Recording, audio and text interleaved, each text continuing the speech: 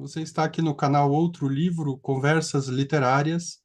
Eu sou o Ricardo Pedrosa Alves e hoje vamos conversar aqui com a Débora Dornelas.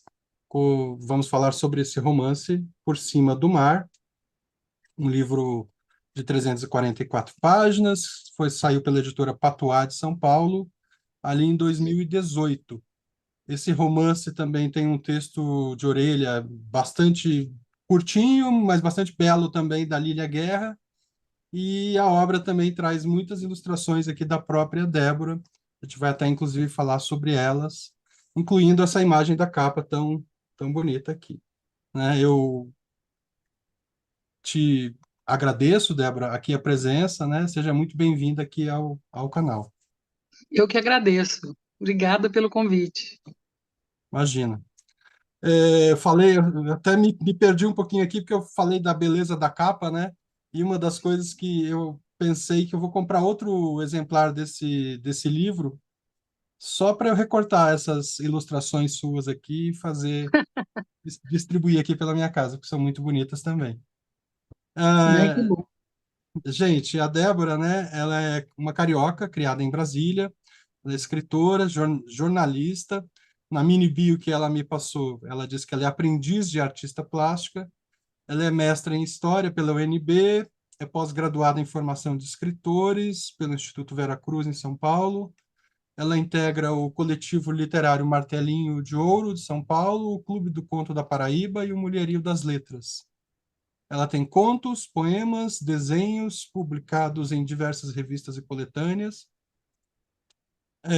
Em 2012, ela publicou o livro Tris, uma reunião de poemas. Este livro, Por Cima do Mar, então, de 2018, ele foi finalista do Prêmio São Paulo de Literatura, em 2019.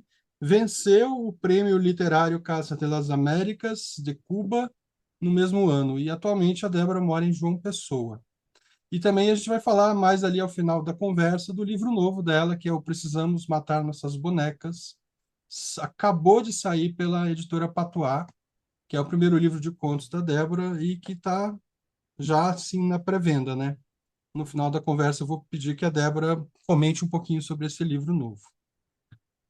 Legal. Então, Débora, acho que a gente podia começar falando do lugar, né? A gente até comentou sobre isso antes da gravação aqui, do lugar que o livro Por Cima do Mar representa na sua vida literária. Porque aqui no canal a ideia é falar de lançamentos, né?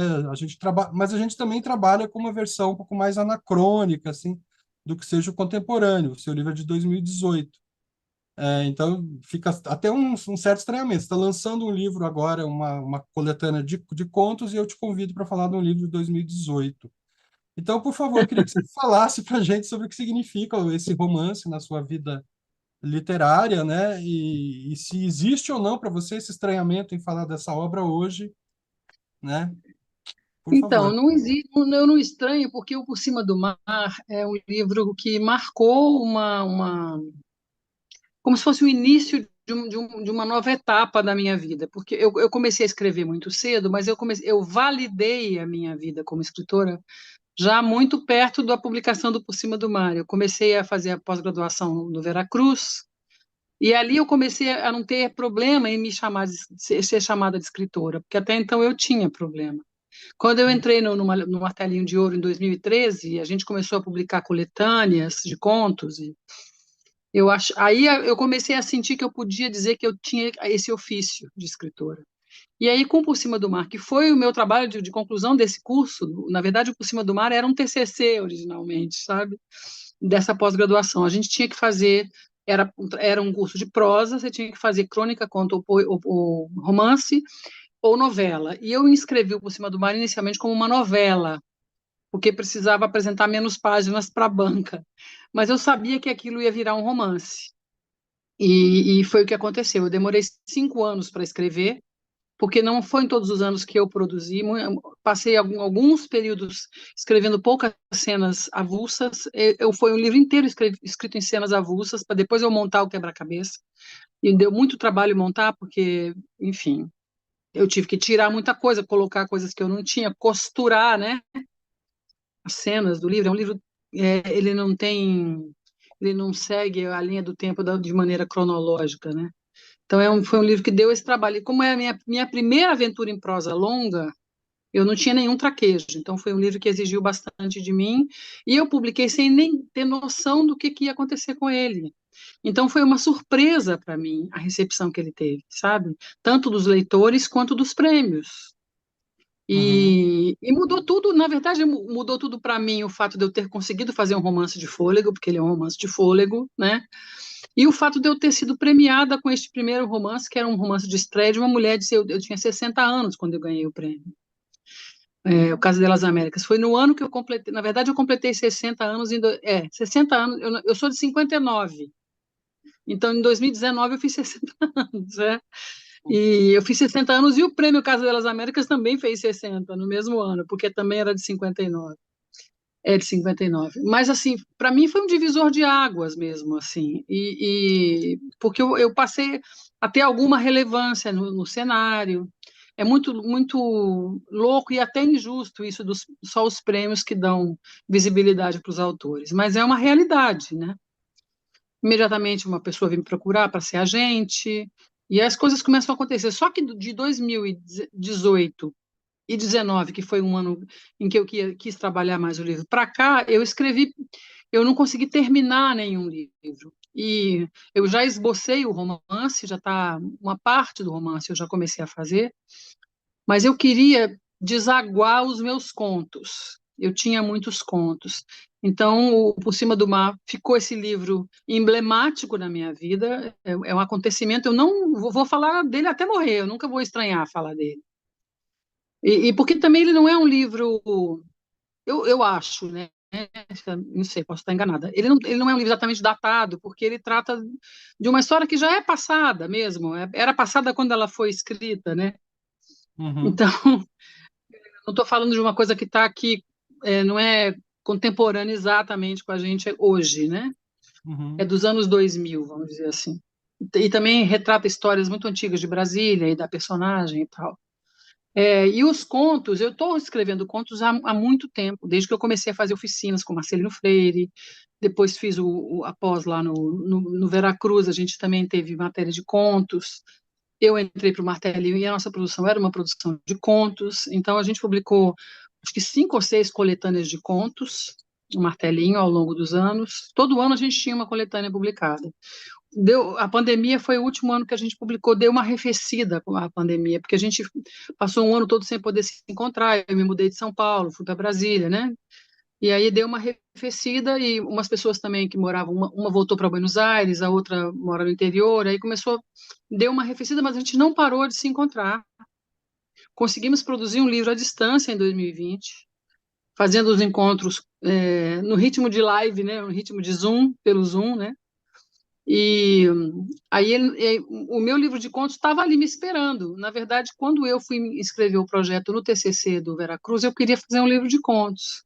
Uhum. Mostrei para um colega meu que é editor, ele leu os contos, inclusive um conto que se chamava Vitalina, que é o germe desse romance.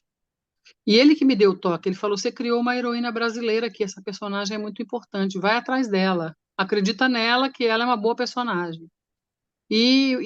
Na verdade, eu construí o livro todo em torno dela, né? Então, foi uma boa dica que ele me deu. O romance só nasceu por causa disso, porque senão eu não teria tido nem essa ideia de transformar aquele conto, que era um conto ruim, inclusive. Não- Tanto é que ele não sobreviveu como conto, virou outra coisa, né? Mas aqueles contos ali, poucos sobreviveram, tá? Daquela leva, eram 19 contos que eu já tinha montado, já tinha até inscrito em um prêmio aqui, outro lá, mas não estava maduro, né? E é de uns tempos para cá, eu falei, não, eu quero juntar contos e ter contos inéditos. Eu entrei para o Clube do Conto da Paraíba e a gente produz bastante aqui, né? Então eu falei, não, agora está na hora de soltar um livro de contos. E ficar muito tempo sem publicar também é ruim, porque você fica distante do mercado, né? Aí eu falei, vamos publicar o livro de contos para esperar o romance, porque vai vir um outro romance aí, com certeza, porque eu adorei escrever romance. Tá Quero bom. escrever outros, né? É, Débora, no final do livro, né, na última página, você fala justamente desse processo aí, de ter criado romance a partir de um conto, por sugestão de um colega ali. Mas eu queria saber um pouquinho como é que foram esses 5 anos de ampliação desse conto. Você disse que não era um conto bom, assim, exatamente, e tal, mas no que consistia esse conto? É a mais curiosidade minha, de onde partiu exatamente isso? É essa personagem lá em Brasília, essa personagem já na viagem dela, e como é que você foi pensando, a partir daquele ponto inicial, um plano mais amplo para ter essa carnadura de romance que você conseguiu aqui? Ela surgiu numa vontade minha de ter uma personagem que fosse uma mulher negra periférica do Distrito Federal. Eu queria escrever sobre uma pessoa assim, mas, em princípio, ela era uma mulher que conhecia um homem angolano, porque eu tinha lido muitos livros de literatura angolana uns anos antes e fiquei muito fascinada pelo universo ficcional da literatura africana em língua portuguesa. Eu li bastante coisa disso. Durante alguns anos fiquei lendo, inclusive, só isso. Li pouca literatura brasileira. Depois eu passei a ler mais literatura brasileira contemporânea, mas eu fiquei com muita vontade de botar Angola em algum lugar no meu livro. Tenho uma paixão por Angola, pela história de Angola, pela história contemporânea e pela história antiga também, Uhum, colonial de Angola, né? Mas então ela já tinha ali nesse conto o nome dela e algumas coisas que acontecem com ela ao longo do livro já estavam ali. O marido já existia, o José Augusto já existia um monte de coisa, mas não tinha um final, mas não tinha história. Na verdade, não tinha uma história. Era mais assim, quase como se fosse um pouquinho da história da personagem, entendeu? Não era exatamente um conto, era um monte de frases que como eu sou também penso que eu sou poeta, eu gosto de trabalhar a linguagem, então eu vou botando frases que eu curto, depois muitas eu até jogo fora, mas elas me servem de alicerce para ir adiante, né? E o conto estava nesse lugar aí. E o Tenório Teles, que é esse meu amigo, que é editor lá em Manaus, um grande escritor também, poeta, dramaturgo, ele leu e falou: Nossa, esse conto seu me chamou a atenção por causa da personagem, não foi o conto. Ele gostou dela. E aí, na verdade, ela me obrigou a escrever o romance. Porque esse uhum, romance é para ela, é sobre ela, para ela. Ela não existe. Ela existe porque eu inventei ela, mas ela não existe fisicamente, não é uma pessoa em quem eu me inspirei. uhum, É uma personagem fictícia, mas é uma personagem fictícia com muita força e muita voz. E eu queria dar voz a ela. E aí entraram muitas questões, porque ela é uma mulher negra, eu não sou, ela vem da periferia, eu não venho. E eu falei que várias questões éticas, e aí no meio disso, mais para o final do término da escritura do livro, eu já estava me questionando se eu ia publicar esse livro ou não, porque a história do lugar de fala e tudo isso começou a entrar. Eu comecei a escutar muito as intelectuais negras para mais escutar do que falar, sabe? Mas aí eu acabei achando um caminho que me satisfez para contar essa história. E eu queria contar essa história e não outra. E aí Brasília foi entrando ao longo do processo. Dentro do curso da pós, a gente tinha aulas que a gente levava o nosso original e discutia com os colegas. Então esse livro também foi escrito assim. Eu tinha interlocução lá na uhum, pós-graduação da Luiz Vera Cruz com o Roberto Tadei, que era meu orientador e professor, e com os colegas. Então a gente batia bola o tempo inteiro. Nós palpitávamos uns nos livros, nos projetos dos outros, né? uhum, Então ele nasceu assim. Quando eu entreguei para a banca, eu tinha 100 páginas. Só que eu escrevi mais 180 depois disso. Então o livro cresceu depois do fim da pós também, ele cresceu bastante. Só que demorou, porque eu escrevi 2015 inteiro, 16 inteiro, 17 inteiro desse jeito que eu te falei, muito anarquicamente, uma produção caótica, sem nenhuma disciplina, sem saber o que eu estava fazendo direito. Em 2017 eu parei, falei, agora eu preciso estruturar isso aqui, senão não vou para canto nenhum mais. Eu claro. tinha vindo da Flip, tinha escutado um monte de gente, falei, agora eu vou parar aqui e vou ver o que eu consigo fazer com isso, que eu já sei, que eu não sabia quando eu comecei. E uma vez o Tadei falou para mim, você está contando a história da tua personagem e a história da tua cidade, um pouco, uma parte da história da tua cidade. Pensa nisso. E aí eu botei mais tintas na história de Brasília, botei mais tintas na história de Angola, botei ela morando em Angola, um terço do livro. Então, assim, Uhum. muita coisa. As coisas foram acontecendo ao longo do tempo, foi amadurecendo ao longo do tempo, sabe? Joia. Ah, e teve um estágio seu em Angola também, né? Mas acho Eu que a gente só fui pode lá, falar. eu fui a Angola em 2016, mas eu só fiquei 17 dias, queria ter ficado mais. Aham, pois é. É, eu fui para conhecer os lugares, alguns lugares. Eu queria sentir os cheiros, eu queria ver de perto Aham, as coisas. Eu fui para Luanda, fiquei uma semana. Depois fui para Benguela, fiquei uma semana. Voltei para Luanda, fiquei mais uma semana. Conheci a Catumbela. Eu conheci alguns lugares que estão no livro, uhum, mas eles estão na história de Angola também. Eu não pus lá só porque eu fui. Tudo tem um sentido ali. Luanda foi uma cidade que eu vi pouco, porque eu fiquei longe do centro, fiquei na casa de uma amiga que era distante. Angola é um país muito complicado para você entrar, sabe? Eles não facilitam a sua entrada, né? Você sim. tem que ter uma carta convite, alguém para se responsabilizar pela sua estada. Mas foi ótimo, eu andei de ônibus, eu fui de ônibus de Luanda para Benguela, vendo o interior do país, sabe? Aham, E deu para ver muita coisa. Eu fiquei fascinada e me ajudou muito na coisa sensorial, sabe? sim, sim. Mas eu tinha já escrito muita coisa quando eu fui. Eu só fui ajeitando, né? Aham, Arrumei algumas coisas, né? E eu casei com um angolano em 2016. Conheci uhum. um angolano pelo Facebook e me casei com ele. E ele veio morar aqui. E quando eu fui para Angola, ele nem foi. Ele ficou e eu fui sozinha. Olha que Não tinha curioso. grana para ir os dois. Ou ia um ou ia o outro. Aham, que Ele tinha curioso. acabado de chegar de lá também. Aí eu fui. Joia. É, dá mais sabor agora pro livro saber É, disso, assim. ele me ajudou. É, Ele me deu um auxílio luxuoso aqui. joia. Você falou aí do seu contato com a literatura angolana, você falou de estar também contando a história de Brasília, né? Eu acho que a dimensão espacial é muito importante no seu livro, né?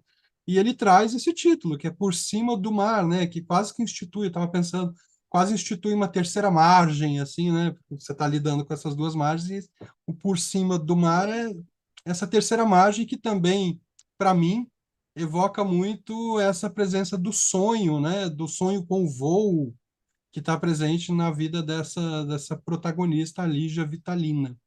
Como é que você foi construindo essas geografias do romance e que relação que você pensa que essas geografias tenham com esse título do livro? Talvez falar um pouco sobre esse título enquanto ponte também, né? Sim, são duas coisas. A Geografia é uma categoria que me atravessa, sabe?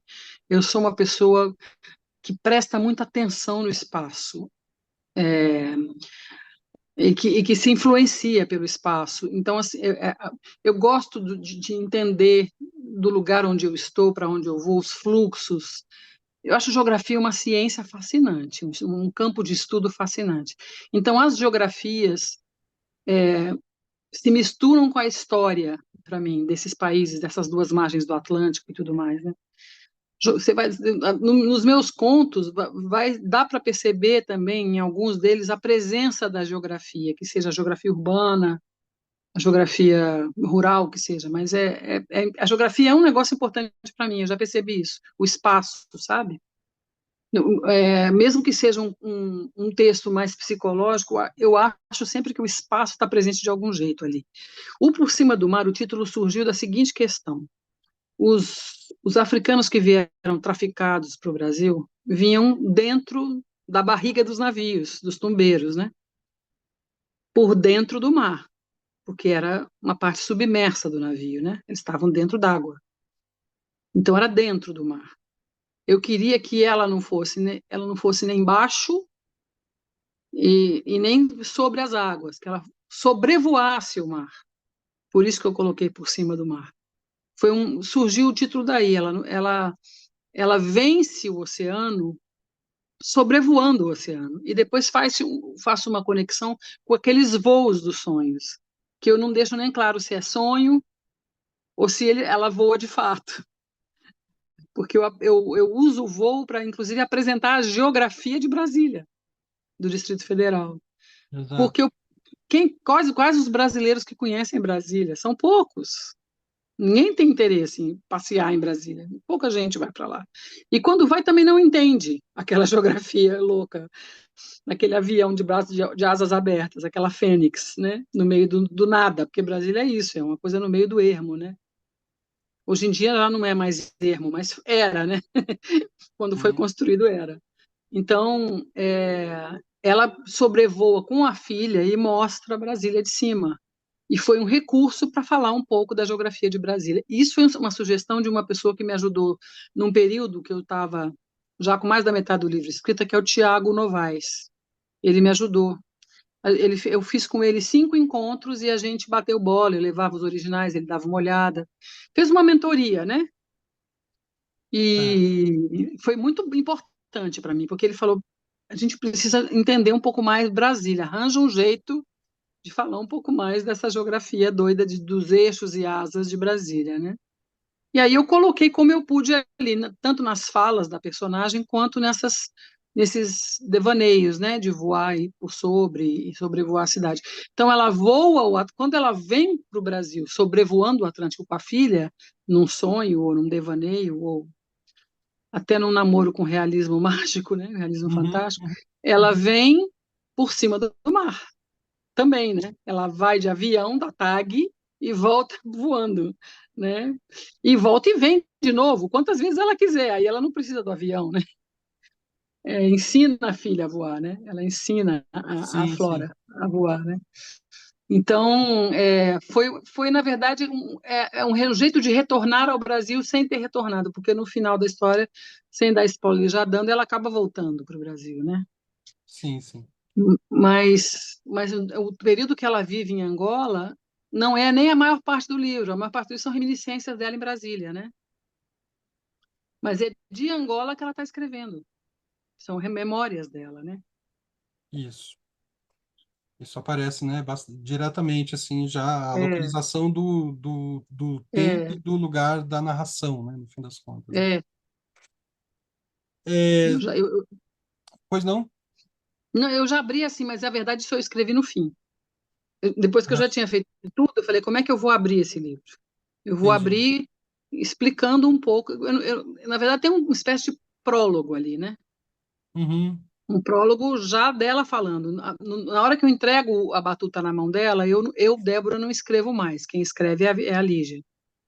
Eu só escrevo até os agradecimentos e depois, quando acaba, eu escrevo o colofão. O resto, quem escreve é a narradora, porque ela está, de uhum, fato, escrevendo suas memórias. claro. É. E tem esse pórtico, né, de certo modo, assim, de É, introduzir isso. a obra, e tem o fecho também, né? Você consegue Tem. colocar o enredo dentro dessas duas molduras aí. Uma coisa que me chamou a atenção um pouco é a variação que existe entre esses 2 terços iniciais do livro, digamos assim, né? E o terço final, porque essa grande parte do início do livro, que vai um pouco além da metade ali, tem uma estrutura de um vai e vem temporal assim muito acentuado, né? Que Isso. vai construindo o percurso da protagonista, vai voltando ao percurso familiar dela, dos familiares, tal, né? Com muitos recuos e com muitos avanços. Já quando o livro está ambientado em Angola, daí é um espaço de tempo mais curto, mas estruturado de um modo bem mais linear, né? A gente pode dizer, Sim. você pensou especificamente em apresentar a realidade angolana dessa forma e a brasileira de outra? Eu acho que aí tem a ver com o momento de vida da personagem, porque ela Uhum, está em Angola com 47 anos. Eu acho que Angola é o refrigério, é o respiro dela. Ela para respirar ali. Por isso que ela começa a escrever ali.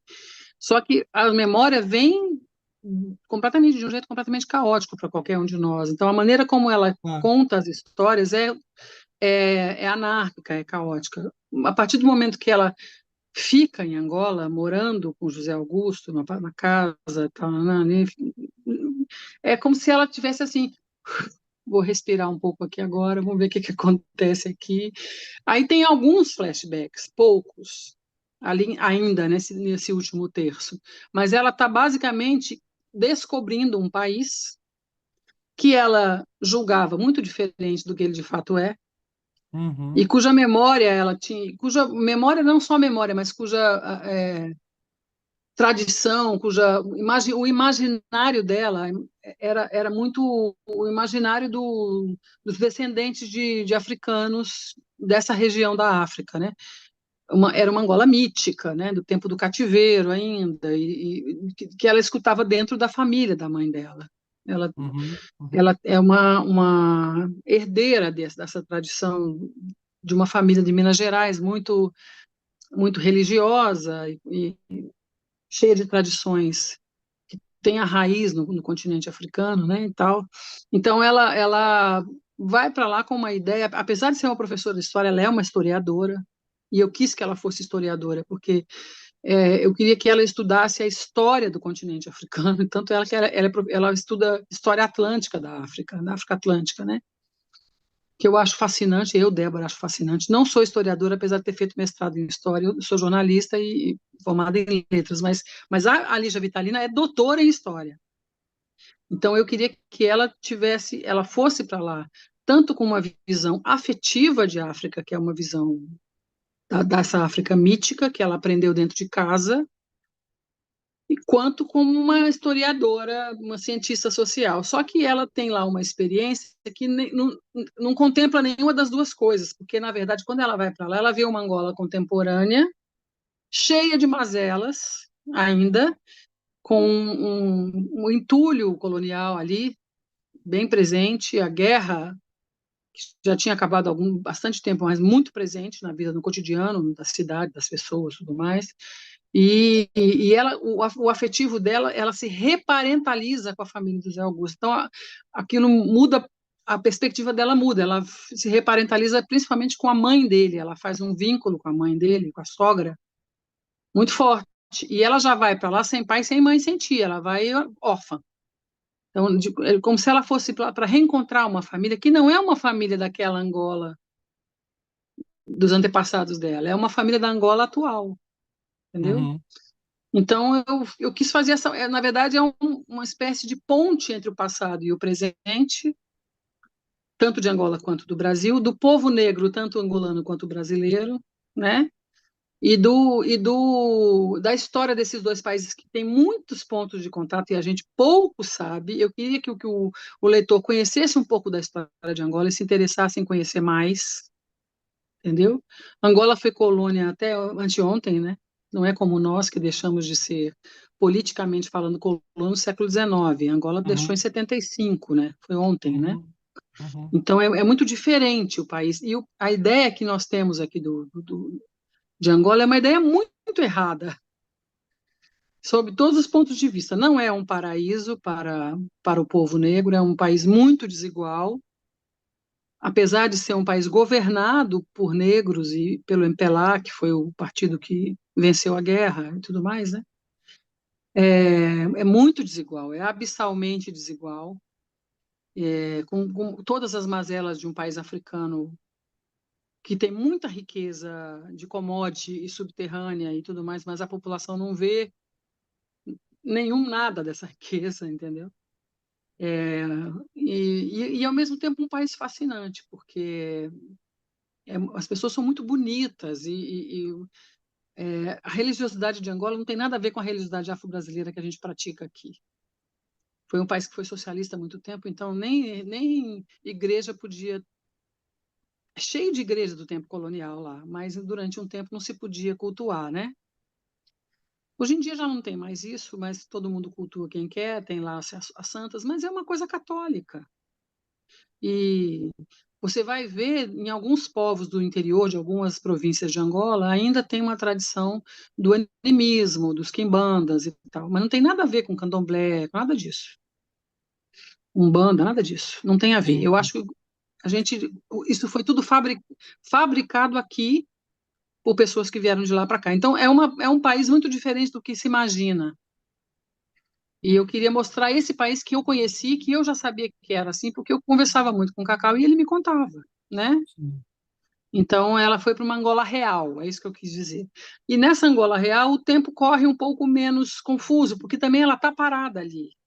E ela entra Claro. num tempo de espera nessa gravidez, uma gravidez que ela tem que ficar repousando, né? Uhum, uhum.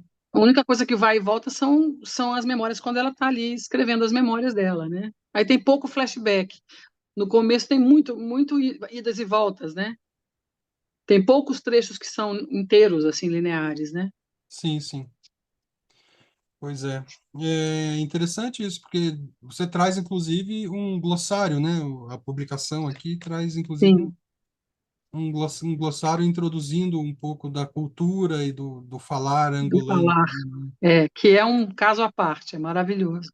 Eu eu estava passando pelo Instagram, eu vi uma chamada de uma entrevista do Jamil Chad com o Calaf O Palanga, Café Palanga, eu li a entrevista, eu li hoje. falando, né? A língua portuguesa já não é uma língua europeia, né? E na hora É, eu pensei no seu livro aqui, né? é, Falou muito aí da, da ideia que você teve de trazer a Angola contemporânea, né? Para sim, para sua obra, assim. Você falou já um pouco de como foi a sua pesquisa mais sensorial, né? Num período curto ali, vivendo no país, andando pelo país ali. Mas tem uma relação também de interculturalidade aqui, né? Eu acho que o livro traz sim, muito isso a partir dessa noção de ancestralidade também que está presente na construção da protagonista aqui, dessa personagem protagonista, e que você faz esse encontro no fim das contas, né? Quase que não há muitas fissuras, né? No fim das contas, nesse encontro, né? sim. Tudo para ela é um encantamento no fim das contas, né? É, Ela está encantada, mesmo sendo tudo bastante diferente do que ela estava esperando, né? Assim, Ela fica exato. encantada, ela casa debaixo de uma mulemba. Isso é uma coisa que Uhum, nem os angolanos fazem. Eu exato, quis trazer um pouco desse encantamento, porque é um encantamento que eu tive e exato. tenho com o país. Mas isso não é um costume, exatamente, assim, lá, né? Uhum, É que ela quis fazer. Ele também, o marido, viveu muitos anos na Europa, então ele também tem uma coisa saudosista com o país, porque ele abandonou o país na época da guerra, né? Só sim, voltou sim, depois, né? Então sim. ele também tem uma educação europeia, né? O Zé Augusto, né? Não, eu Então acho que é você é isso. uma exímia construtora de personagens, assim, fica muito, né? Ah, obrigada. Acho que ficam muito próximos de quem tá lendo ali. Tem uma coisa, assim, Débora, que é, obviamente, a sua escrita aqui, nesse romance, tem um engajamento na transformação social, né? E no tipo de representatividade que aparece na literatura, né? E tem uma intervenção ali, né? Pensada, né? Você traz protagonistas que não são da elite, que não são brancos na sua maioria, com uma narradora que explicita situações de racismo, de massacre de trabalhadores, de violência sexual. Tem a guerra civil angolana ali, as heranças, né? Dessa situação, inclusive no plano estrutural mesmo, a falta Sim, de luz, aquela coisa toda que você retrata ali. Ao mesmo tempo, não é um livro didático, não é um livro de propaganda, porque ele comporta essa dimensão do sonho, né? Seja esse sonho real aí, esse devaneio, seja esse sonho dessa mulher pobre, preta, e que trilha um caminho pela educação pública, vai para a vida universitária, vai para o emprego público, né? Quais foram, assim, no fim das contas, Débora, os seus cuidados e as suas intenções quanto a esse aspecto mais político do romance, dessa é. intervenção na discussão pública, no fim das contas, né?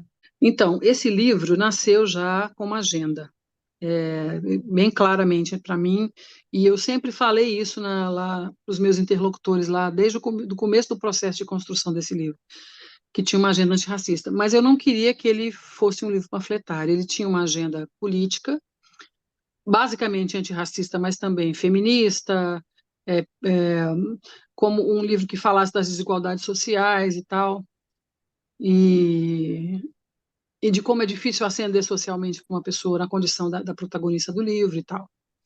E que trouxesse a África para mais perto do Brasil, de algum jeito. Ele tinha esses pilares aí, mas tinha uma agenda Uhum. antirracista claramente, e ela era um compromisso meu com esse trabalho. Eu queria fazer um livro antirracista. Mas eu não queria que fosse um panfleto, nem um manifesto, nem nada disso. Eu queria que fosse um romance E aí acho que eu recorri ao lirismo para eu escapar. Ao lirismo, inclusive, também até essa coisa do sonho, dessa dimensão mais onírica de algumas partes do livro, e também desse passeio pela história de Brasília, é, quase um passeio pitoresco, apesar de ter muita violência ali.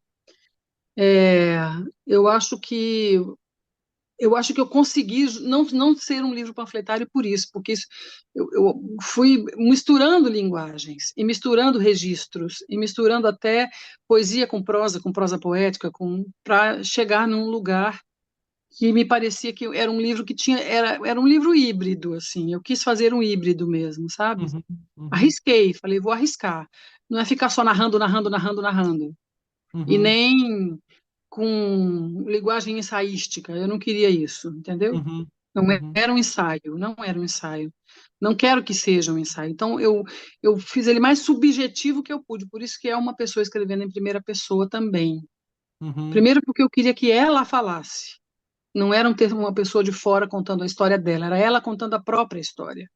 Acho importante para esse país em que a gente vive que os negros contem a sua história e não uma pessoa de fora venha contar a história deles, entende? Já sou eu uma pessoa de fora contando a história, mas quem está contando é a protagonista. Não posso ser eu uma narradora, uma instância que vem de fora. Então eu certo. escolhi a primeira pessoa muito para ser a voz da Vitalina, da Lígia Vitalina. E acabei indo também, me aproveitando disso para usar a linguagem mais afetiva, uma linguagem, o subjetivismo dela, entrar um pouco dentro da cabeça dela e das sensações dela e tal. E para não ficar uma coisa panfletária, mas sem deixar de tratar do assunto. Então, eu acho que tem alguns momentos que, se eu não cuidasse, eu resvalava, sabe, para o panfletarismo. Quando eu estava escrevendo, inclusive, eu extraí e tirei vários trechos, eu suprimi mesmo os trechos. Estavam Uhum, muito reportagem, sabe, assim, coisa de cacuete de jornalista, ou estava, principalmente na história de Angola, ou estava muito reportagem, ou estava muito uma viagem quase doutrinária, não era isso que eu queria. uhum, Então, isso dançou. Até no bate-bola lá com os meus interlocutores lá no Veracruz, um grupo de amigas falou: Isso aqui está parecendo um texto de uma reportagem sobre Angola. Tirei. entendi. Então, eu acho que eu tentei trabalhar na linguagem e na estrutura do livro para ele não ficar uma coisa panfletária mesmo, sabe? Mas eu não queria que a agenda antirracista deixasse de ser óbvia. Ela Uhum, está nas entrelinhas, mas ela está ali, entendeu? uhum. Pois é, tá ali até no seu contraponto, né? E numa espécie de narrador implícito que aparece também, tem ela enquanto narradora, essa protagonista enquanto narradora, mas a gente pode dizer que na organização do livro, na estrutura dele, você coloca uma espécie de um narrador implícito, que é esse que traz as ilustrações e as epígrafes, né? Aqueles Isso. trechos de poemas que É, fazem esse contraponto com esses outros momentos de representação da realidade, é. né? Em que momento entraram esses elementos, essa escolha de trechos de provérbios, de poemas, tem a presença da Conceição Evaristo e as tuas próprias ilustrações, Foi só no fim. Já tinha terminado o livro. Então, imaginei. Uhum, o que eu fiz? Eu falei, vou fazer. O Edu falou, ilustra seu livro. Falei, tá. O Edu, dono da Patuária. Falei, tá. uhum, O editor. Falei, tá. Quantas ilustrações? Falar, umas 6. Aí eu falei, beleza, vou fazer. Aí fiz 20. Mostrei para ele, mostrei para a Bia, que estava fazendo o design do livro. Ele uhum. falou, eu publico 15. Falei, Tá beleza. bom. Tirei 15 dessas 20. Uma das 15 virou a capa. Aí eu Aham. incumpridei o desenho da capa para ele abraçar o livro todo. Para entender aqui, eu mostro que dá para entender. Ó. Ele abraça daqui de um lado e do outro. Isso. Aham. Isso eu incumpridei o desenho que era só o da capa. Aí eu incumpridei e ele veio abraçando tudo, tá vendo? A praia é como se a praia fosse toda a capa é a praia de Benguela, a praia morena em Benguela. E essa aqui é o desenho que era um dos 15 que está dentro do livro. E aí eu falei, os desenhos eu escolhi, cada desenho é uma cena, um detalhe de uma cena de uma pedaço do livro. Então, o livro tem capítulos numerados, não tem capítulos nomeados, né? Mas cada capítulo, cada número X de capítulos é enfeixado numa seção, eu chamo de seção. Essa seção é aberta por uma ilustra e um epígrafe. Esse foi a minha lógica, foi uma lógica muito mais para facilitar para o leitor, talvez, É. do que qualquer outra coisa, entendeu? Foi uma organização mesmo do material que eu tinha. E aí a escolha das epígrafes tem a ver com o que está dentro daquela seção, ou dialoga em geral tem a ver com o que está dentro da seção, e dialoga com alguma coisa da personagem. As epígrafes não são aleatórias. Ou elas falam de travessia marítima, ou elas falam de amor, ou elas falam de... Tem o Drummond, tem Conceição Evaristo, tem um provérbio em Umbundo, elas foram escolhidas assim, eu fiquei alguns dias debruçada só nas epígrafes, para escolher epígrafes bem escolhidas. E aí eu escolhi, essa epígrafe vai com qual desenho? Vai com esse. O desenho não necessariamente tem a ver com a epígrafe, mas os dois têm a ver com o que está dentro daquela seção que eles Uhum, abrem, entendeu? Então foi mais isso. E a ilustração eu acho que dá um respiro também para o leitor, né? Eu acho que o Por sim, Cima do Mar é um livro que respira muito, sabe? Ali ele até bota na orelha que é como se fosse uma pousada que você vai para descansar. Eu achei exato. interessante. E tem uma outra pessoa falou uma coisa muito legal para mim. O Alberto Bresciani, poeta que mora em Brasília, Sim, me disse que ele falou uma coisa assim: esse livro seu me parece um protesto em voz baixa, porque ele certo. tem um sussurro, né? A Lígia Vitalina tem uma mineiridade Aham, do não gritar, né? uhum. E eu acho que é isso mesmo, ele acertou. Eu acho que ele captou. E ele, apesar de não ser mineiro, ele parece mineiro. Então eu falei, você deve tá falando disso porque você também entendeu essa personagem, captou a mensagem dela, a maneira dela de ser, né? Mas é Pois é. isso. Eu sou mineiro de família mineira também, então Ah, é? Então você também entende isso captei. muito bem. Você entende isso que eu estou falando? Exatamente. Tem um momento lá que ela comenta que os mineiros não sorriem, né? Que existe um. Uma mineira, a tia dela, por exemplo, é tagarela para os padrões mineiros, fala demais. Aham, Mineiro não fala demais, mineiro não faz nada demais. É muito engraçado, é muito contido. Eu convivi muito com mineiro em Brasília, por isso que eu te falo, não é um chute, é uma observação do comportamento mesmo. É quase uma cultura de Minas Gerais, algumas coisas ali. E a mãe e a tia dela são muito mineiras, né? exato. E Não, isso chega, né? Chega nos é, costumes, na gastronomia mineira, isso tudo, tudo aparece ali. Inclusive na representação da vida pobre, né? Na vida em Ceilândia, tudo isso sim, aparece bastante ali, essa história dos candangos, né? é, Então, que é o um pai livro era candango, né? muito interessante nesse sentido também. Tem um aspecto do livro, né, Débora, que é assim, que é trazer esse lugar da narração, né, esse tempo da narração, né, que aparece assim, ou seja, o livro aparece muito também como um objeto que está sendo construído aos olhos do leitor, né, aos olhos de quem está lendo, né. Esses dias eu vi uma obra do Livro Abramo, que era uma natureza morta, como as melancias, e junto ele trazia uns esboços feitos à caneta ali, a nanquim, não sei exatamente, ou seja, colocando o esboço e o finalizado, de certo modo, em pé de igualdade.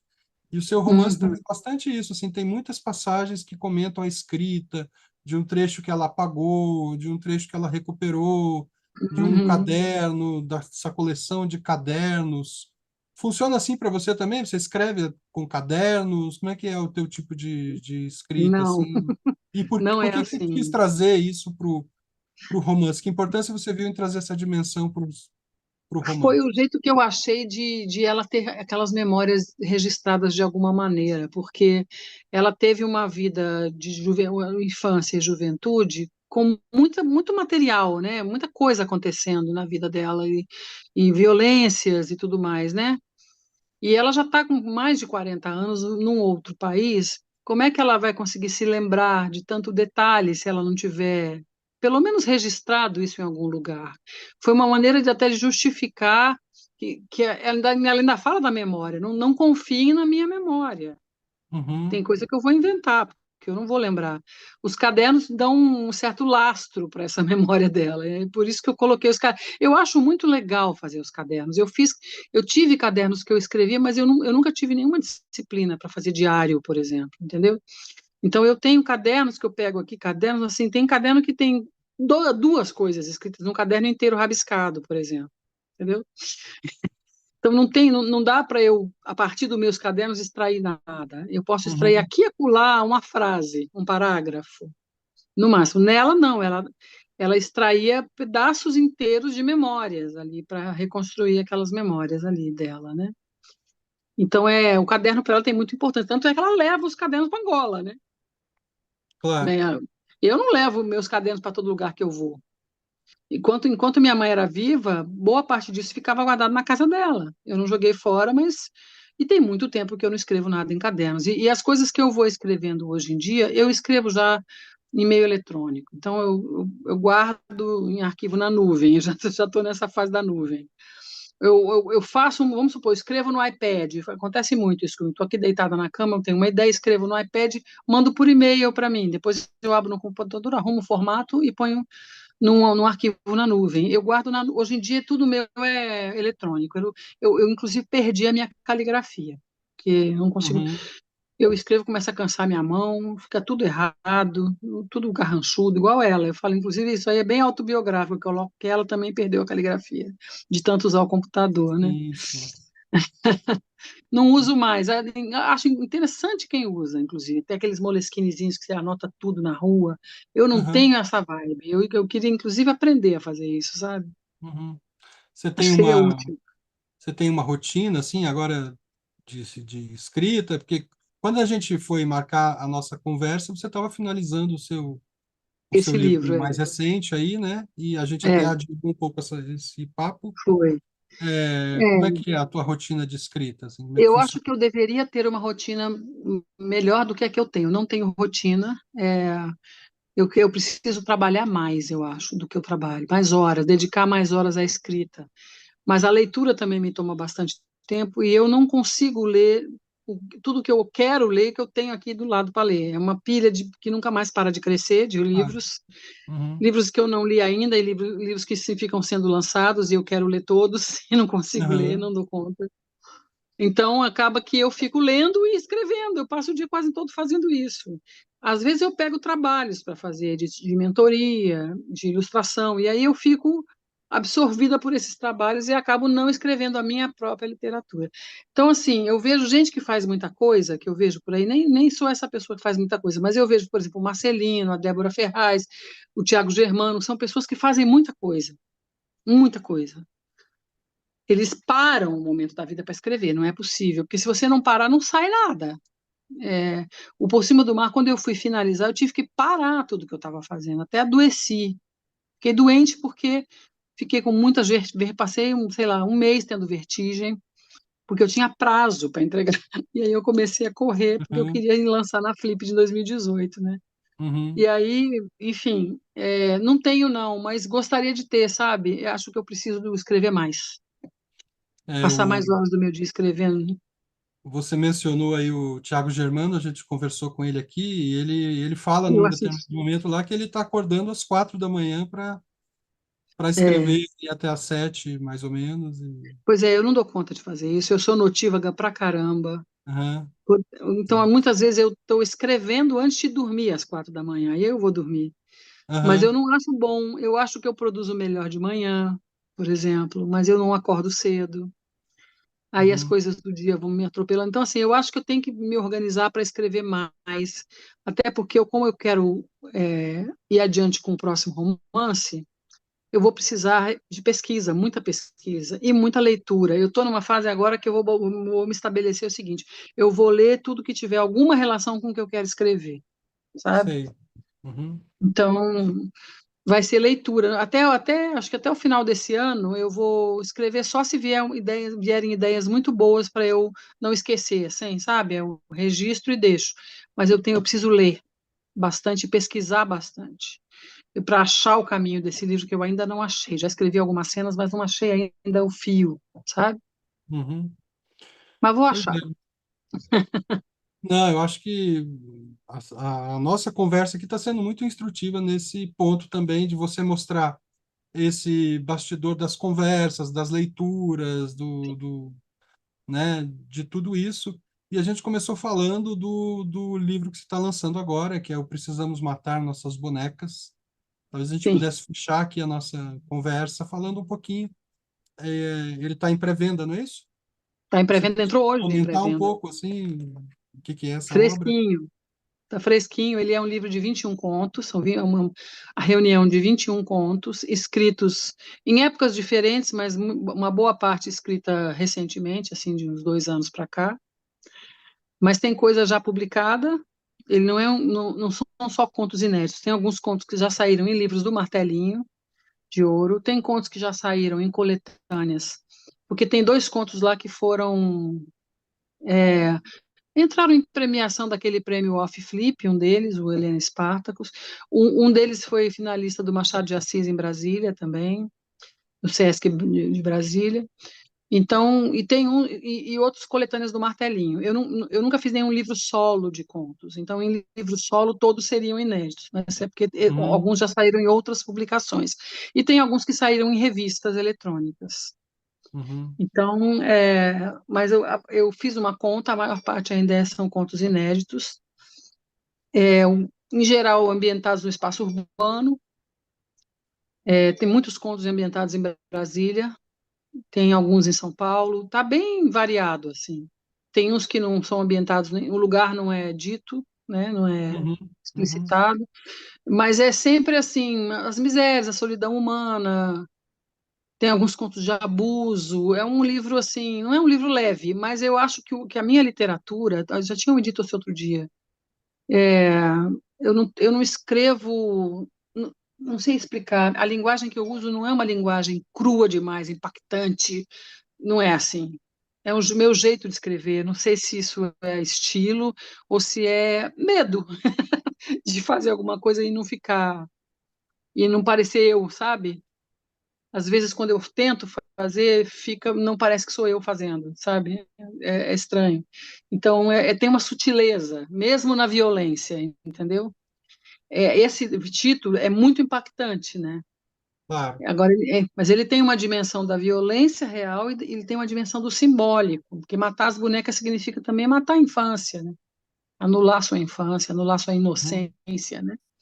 E acho uhum, que nesse sentido o título é contemplado, sabe?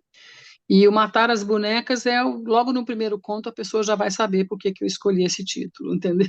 Já abre com esse. O título não é o título do conto, mas é uma frase que a personagem do conto fala em algum momento.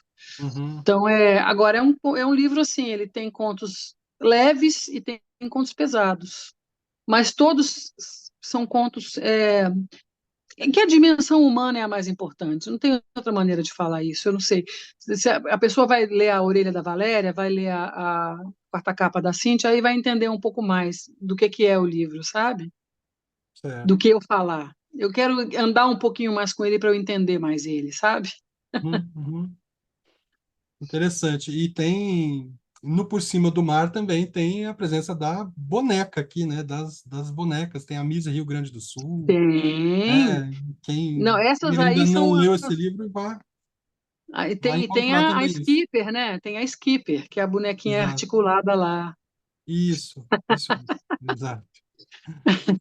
Maravilha. Isso aí Débora, tudo é um pedacinho autobiográfico, porque são as aham, bonecas que eu tinha, né?